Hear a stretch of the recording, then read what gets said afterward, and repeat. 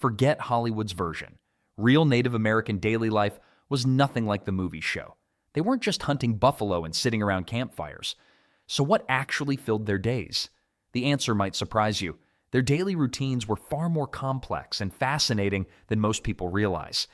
The answer began before the sun even rose. Fire maintenance started before dawn across Native American camps scattered throughout vast territories.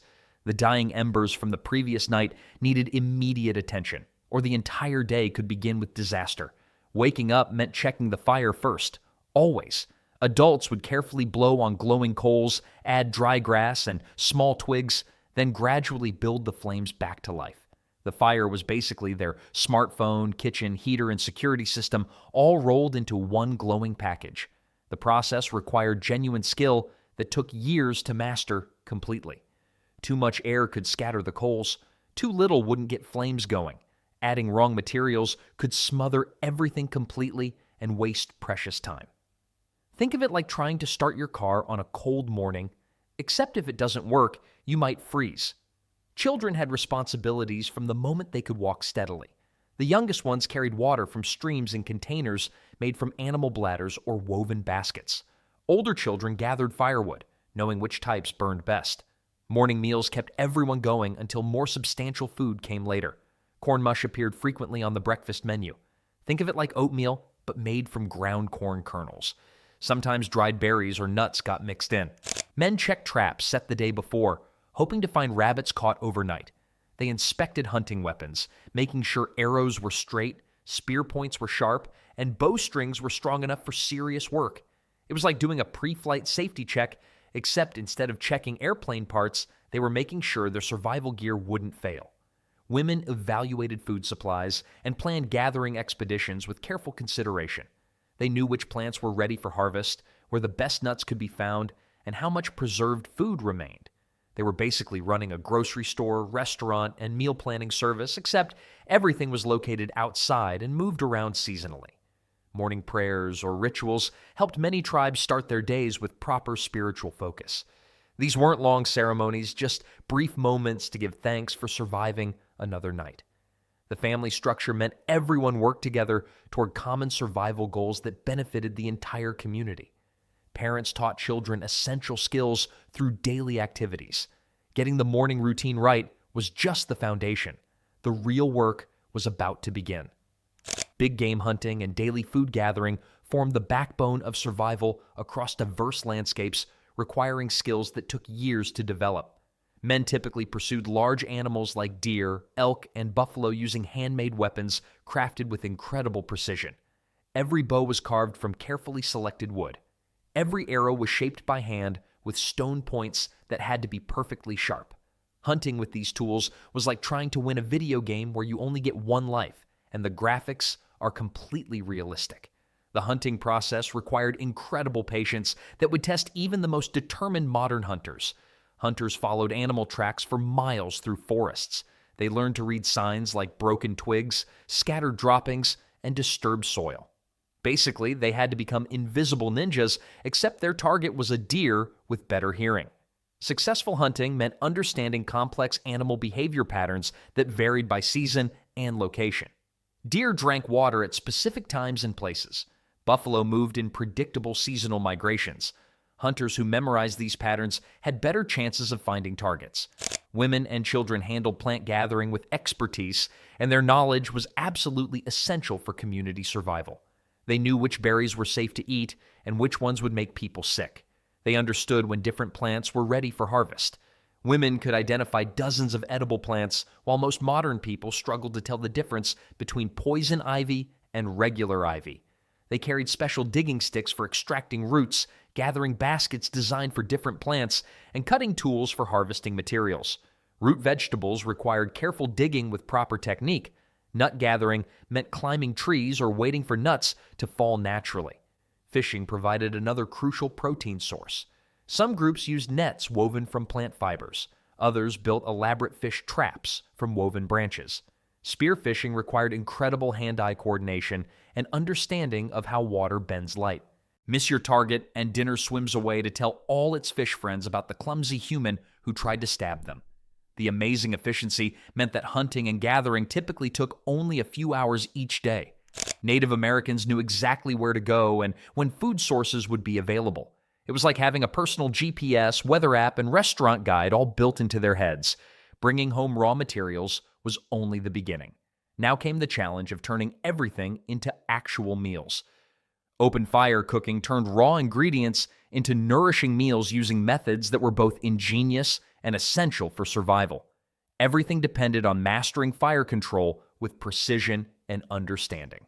Different cooking methods required different types of fires. Quick searing needed hot, fast-burning flames. Slow cooking required steady, even heat with more glowing coals than active flames. Getting the fire wrong was like trying to perform surgery with a butter knife.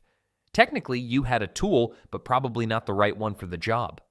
Roasting large pieces of meat happened in underground ovens that demonstrated remarkable engineering skills. Hunters dug pits, lined them with stones, and built fires inside until the stones were incredibly hot. Then they'd wrap meat in leaves and bury everything under hot stones. It was basically the world's first slow cooker, except it was buried in the ground. Boiling presented unique challenges since metal pots didn't exist. Many tribes used watertight baskets or containers made from animal stomachs. They'd drop red-hot stones directly from the fire into the liquid to heat water to boiling temperatures. Cooking with hot rocks was basically like having a stovetop, except your heating elements were actual rocks and you had to reheat them manually every few minutes. Food preservation was just as important as cooking for long-term survival strategies. Drying was the most reliable method available. Thin strips of meat were hung on wooden racks until all moisture was removed, creating jerky that could last for months.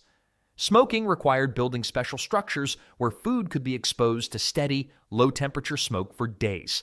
Fruit preservation involved mashing berries into flat cakes and drying them in the sun. Think of it as the original fruit roll-up, except it was actually nutritious and didn't come in artificial flavors. Communal meals brought families together every evening around fires that provided essential warmth and social connection. Food was shared according to community customs, with special attention given to children, pregnant women, and elderly members. Dinner time was like a combination of a family restaurant, town hall meeting, and evening news broadcast. Meal times were also important information exchanges where people shared observations about weather patterns, animal behavior, or changes in food sources.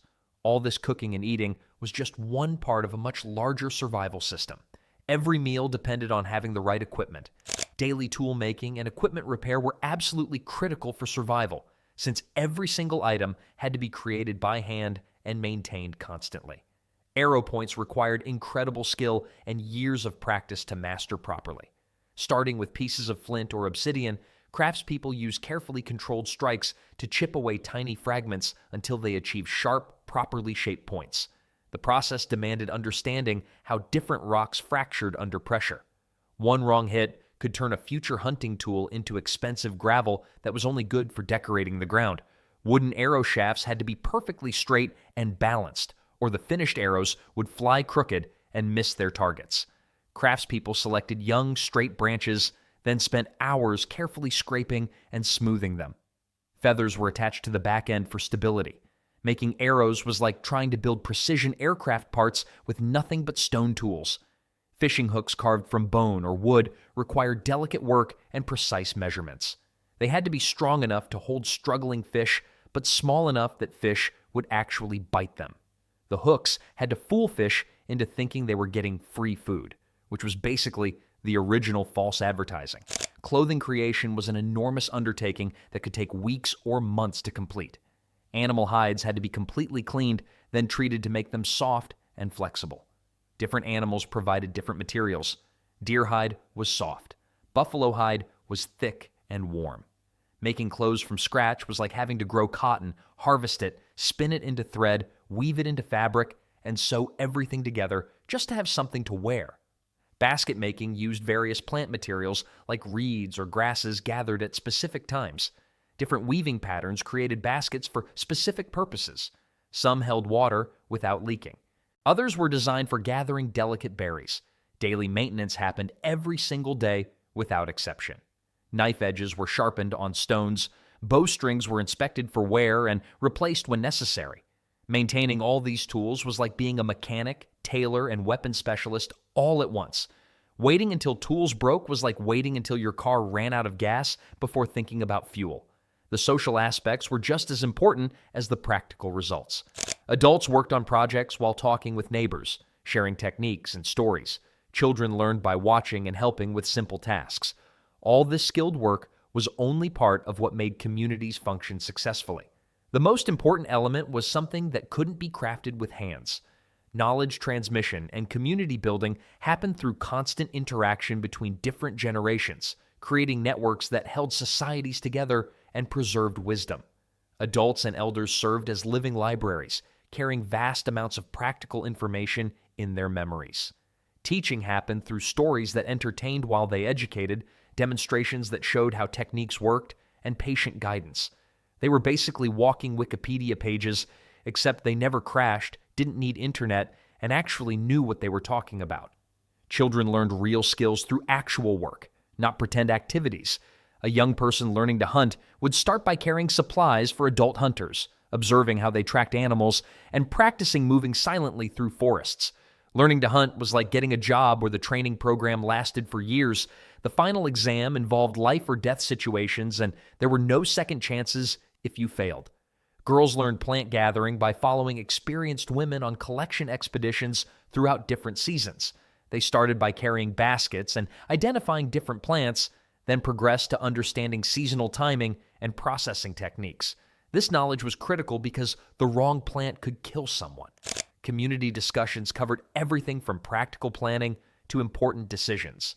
These weren't formal meetings, but natural conversations that developed around fires during work sessions or while sharing meals. It was like having a town hall meeting, except instead of arguing about parking meters, they were deciding whether to risk everything on a dangerous hunting expedition. Planning conversations were essential for survival and required input from experienced community members. When should the next major hunt be organized? Which areas had the best food sources? What preparations were needed before winter? Storytelling served multiple purposes beyond entertainment and helped preserve cultural identity. Stories preserved historical events and cultural values. They taught moral lessons and practical wisdom. They provided shared references that strengthened community bonds. Stories were like the original internet, except the information was more reliable, the content was educational, and you couldn't skip the important parts. Many tales contained detailed survival information disguised as entertainment. A story about a legendary hunter might include precise details about animal behavior and hunting strategies. Children's games were training exercises that developed skills. These social activities also functioned as informal news networks where information traveled between different groups. Hunters shared observations about weather patterns and animal migrations. Traders brought news about conditions in far-off regions. The information network was basically like social media, except it was actually useful, nobody argued about politics, and all the news was true. The teaching methods were incredibly effective because they engaged emotions, senses, and practical experience simultaneously. Even the most social communities needed balance between active engagement and peaceful restoration. But work and talk weren't everything. Physical recreation and spiritual observances provided essential balance to daily survival activities, maintaining both individual well-being and community cohesion through structured activities. Midday rest periods were strategic breaks that allowed people to recharge while engaging in less demanding activities. Light crafting work often happened during these quieter periods. Detailed beadwork or fine sewing required good lighting and steady hands. It was like having designated office hours, except the office was outdoors and the work involved creating everything you needed to stay alive. Singing frequently accompanied rest periods and work activities throughout the day. Work songs helped coordinate group activities and made repetitive tasks more enjoyable. Different types of songs marked different activities or times of day. The songs were basically the original background music for work, except instead of coming from speakers, they came from everyone around you. Competitive games provided both recreation and essential physical conditioning that prepared people for real survival challenges. Stickball demanded incredible endurance, quick reflexes, and strategic thinking. Players used curved wooden sticks to move a ball across fields toward goals. Stickball was basically the original extreme sport, except instead of wearing protective gear, players just hoped they were tougher than their opponents.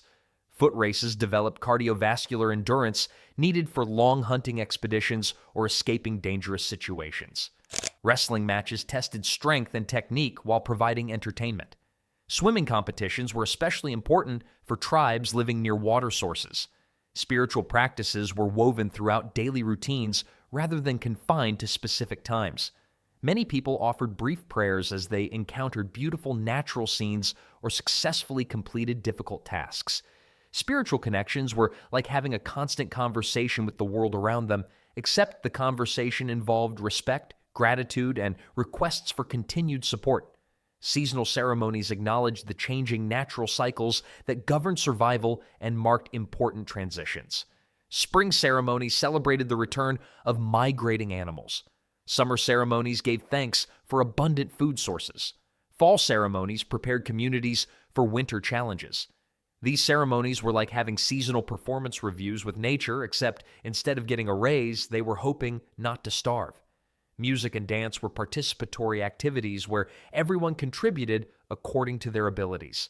Ceremonial music connected people to spiritual beliefs. Social music strengthened bonds during gatherings. Work music helped coordinate group activities. Instruments were made from available materials using traditional techniques. Drums were created from hollowed logs or stretched animal hides. Flutes were carved from wood or bone. Rattles were made from gourds filled with seeds. Prayer and meditation happened throughout daily life as people connected with spiritual beliefs, reflected on their experiences, or appreciated the natural world. As daylight faded across the landscape, communities began the most important transition of all. Evening meal preparation and end-of-day rituals created crucial transitions between active daylight hours and restful nighttime, while ensuring everything was ready for another cycle. Family dinners were typically the most substantial meals of the day, featuring fresh game if hunting had been successful, along with gathered plants and preserved foods. These weren't quick eating sessions, but communal gatherings around fires that provided warmth and connection. Evening meals were like having a family restaurant, news briefing, and planning meeting all combined into one gathering that happened every single night. Food distribution followed community customs that ensured everyone received appropriate nutrition. Children, pregnant women, and elderly members received special attention because their health affected the entire group's survival chances. Sharing food was like having a built-in insurance policy, except instead of paying premiums, you just had to be generous. Conversation during meals covered observations from the day's activities and plans for tomorrow's work. Hunters described animal behavior they'd witnessed or weather signs they'd noticed. Gatherers reported on plant conditions and seasonal timing that would affect future food sources. Evening storytelling sessions were prime educational opportunities when elders shared traditional tales containing essential survival information, moral guidance, and historical knowledge. Children learned about their ancestors and absorbed wisdom that would guide future decisions. Stories varied depending on seasons, recent events, or the ages of listeners gathered around the fire. Some tales explained natural phenomena. Others contained moral lessons about cooperation, courage, or respect for nature. Equipment maintenance happened every evening without exception. Hunting tools were cleaned carefully to remove debris and damage. Arrow points were examined for chips or cracks. Bowstrings were checked for fraying. Equipment maintenance was like having a pit crew for survival gear, except you were both the driver and the entire team.